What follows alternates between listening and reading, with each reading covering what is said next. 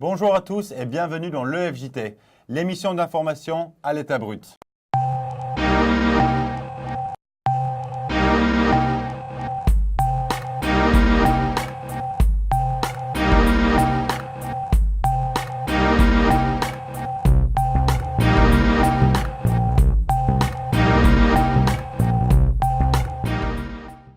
Au sommaire de cette émission, la création d'un centre d'hébergement pour SDF dans le 16e arrondissement de Paris. Interview exclusive des ministres au Congrès des maires de France, puis combat sans fin entre deux poids lourds de l'édition. Analyse d'une guerre entre DC Comics et Marvel. Pour terminer, nous allons accueillir Lucas Restelli qui va nous présenter les rendez-vous sportifs incontournables de ce week-end. Tout d'abord, notre zapping des 3 infos internationales de la journée. Robert Mugabe, à la tête du Zimbabwe depuis 37 ans, a démissionné hier soir. Âgé de 93 ans, son emprise sur le pays a diminué depuis le coup d'État de l'armée, orchestré par son ex-vice-président Emmerson Mnangagwa. Il y a 2 semaines, ce dernier a alors repris le pouvoir dans un climat politique toujours plus instable. Pour la première fois depuis 1953, un soldat nord-coréen a traversé la frontière de la Corée du Sud, étant poursuivi. Attaqué par les frontaliers, cet incident pourrait créer une crise diplomatique entre les deux pays. Piratage chez Uber. La société californienne s'est fait hacker ses données. En 2016, avec plus de 57 millions d'utilisateurs et de chauffeurs touchés. Elle a préféré dissimuler ce vol de données, ce qui pourrait lui valoir de nouveaux démêlés avec les autorités et ses utilisateurs. Et maintenant, retour en France avec l'arrivée des grands froids. Avec plus de 100 000 SDF dans les rues de Paris cet hiver, les places dans les centres d'hébergement valent cher. Notre envoyée spéciale Sarah Caro est allée découvrir un nouveau centre dans le 16e arrondissement de Paris. Nous sommes au 51 boulevard d'Exelmans et c'est ici qu'un nouveau centre d'hébergement pour les SDF et plus particulièrement pour les femmes SDF va voir le jour d'ici 2018. Nous partons à la rencontre des riverains pour savoir ce qu'ils en pensent. Je pense que c'est une bonne initiative. Si la caserne devait être fermée, c'est bien de faire quelque chose avec cette caserne. Oui, comme ça me paraît être une bonne chose, puisque ça fait des abris en plus pour les SDF, ça me semble bien. Si beaucoup de riverains semblent ravis de cette proposition de l'adjoint du maire, beaucoup n'ont pas voulu nous répondre.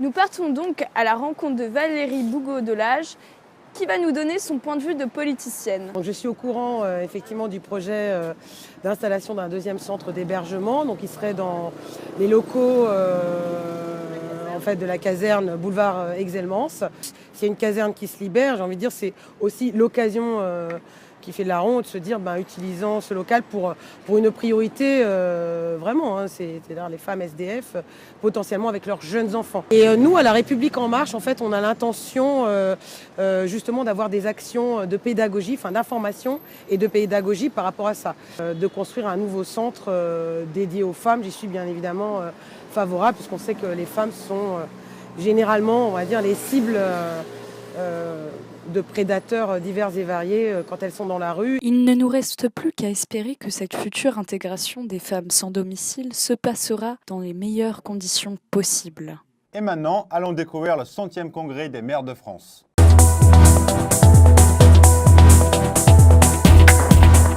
Hugo Couturier et Paul Batelier sont allés rencontrer les ministres qui étaient présents porte de Versailles. Une exclusivité EFJT. Sous fond de remaniement ministériel, plusieurs ministres viennent échanger avec les quelques 1500 élus présents. Nous sommes allés demander à Gérard Collomb et à Jacqueline Gouraud s'ils seront toujours ministres lundi prochain.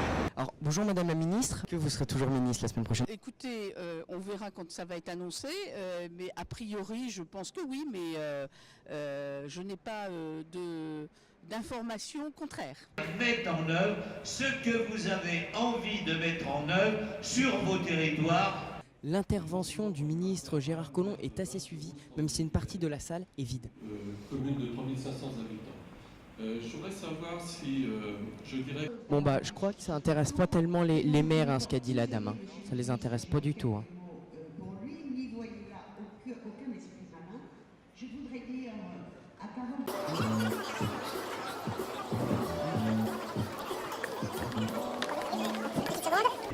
Bonjour à vous. Est-ce que vous comprenez la crainte de certains élus vis-à-vis justement de ces baisses de dotation? Bien sûr, puisque ça fait maintenant 10 ans qu'ils sont soumis à ce régime, donc ils ont un peu de mal à se persuader que c'est définitivement fini, mais je veux leur dire, c'est fini. Monsieur Macron peut venir tranquille demain. Vous savez, le président de la République est quelqu'un qui, par tempérament, est toujours tranquille.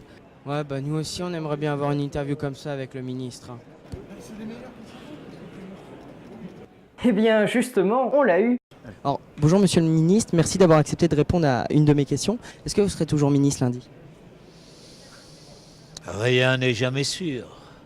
Mais serais-je toujours vivant lundi? Il y a des probabilités, donc ministre peut-être aussi. Une énième réponse sans réponse de Gérard Collomb, fidèle compagnon d'Emmanuel Macron. Le remaniement gouvernemental initialement prévu mardi sera finalement annoncé dans la semaine. Amateurs de super-héros, réjouissez-vous! En ce moment au cinéma, non pas un, mais 2 films de super-héros. Thor Ragnarok de Marvel et Justice League de DC. Et pour nous parler de ces 2 franchises, Léopold Masson-Doxer nous rejoint sur le plateau. Bonjour à vous deux. Vous le savez, quand on va voir un film de super-héros, on s'attend à des combats, des explosions et des effets spéciaux. Ce que l'on ne sait pas toujours, cependant, c'est que parfois l'affrontement a lieu de l'autre côté des caméras. DC et Marvel ont une longue histoire de rivalité derrière eux. Si elle a commencé dans les années 40 avec l'édition de comics, l'affrontement s'est aujourd'hui déplacé au cinéma. Il est cependant clair que Marvel a pris de l'avance du côté des salles obscures. La firme de Spider-Man a en effet rapporté plus de 13 milliards de dollars au box-office, contre à peine 3 pour la firme de Batman. Dans cette situation, la confrontation entre Justice League et Thor Ragnarok est déterminante, à tel point que les 2 firmes semblent avoir fait exprès d'être en totale opposition. En effet, les 2 sociétés jouent sur leurs stéréotypes classiques avec ces films. Marvel propose un univers coloré et dynamique, voire carrément humoristique, tandis que DC joue la carte des héros sombres et sérieux. Si ces ambiances collent à la peau des 2 éditeurs, Marvel commence à marcher sur le territoire de l'ennemi. Avec des séries comme Daredevil ou le Punisher, la firme se penche sur le côté sombre des comics et prend encore un peu plus d'avance sur son concurrent direct. Une autre bataille de gagner donc, mais la guerre n'est pas finie et on peut attendre, à coup sûr, la réponse de DC Comics. Et enfin, nous accueillons Luca Restelli, qui va nous présenter les rendez-vous sportifs à ne pas manquer ce week-end. Bonjour à vous deux. Amateurs de sport en tout genre, cette chronique est faite pour vous. Et je vous déconseille fortement de quitter votre canapé ce week-end, car il y a 4 événements sportifs immanquables au programme. En tennis, les Français du capitaine Yannick Noah affrontent la Belgique en finale de la Coupe Davis. Les Belges avec leur star David Gollin. Premier match en simple ce vendredi à 14 h. Après 3 revers consécutifs contre l'Afrique du Sud et la Nouvelle-Zélande, l'équipe de France de rugby aura à cœur de se ressaisir contre l'équipe du Japon. Nation à leur portée sur le papier. Match ce samedi à 20h45 sur France 2. À 14 h, il y a un des Grands Prix de F1 les plus passionnants de la saison avec le Grand Prix des Émirats Arabes Unis à Abu Dhabi. Cette course s'annonce sous très haute tension. Et pour finir ce week-end, dimanche à 21 h, toujours sur Canal, il y a un choc en Ligue 1. L'AS Monaco, champion de France en titre, affronte l'ogre parisien. Toujours invaincus cette saison, les Parisiens voudront faire oublier l'affront de la saison passée, plus communément la perte du titre du champion de France au profit de l'ASM. Merci Lucas. Les amateurs de sport vont se régaler ce week-end.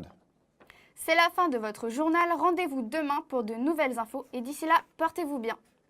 Merci à tous et bonne soirée.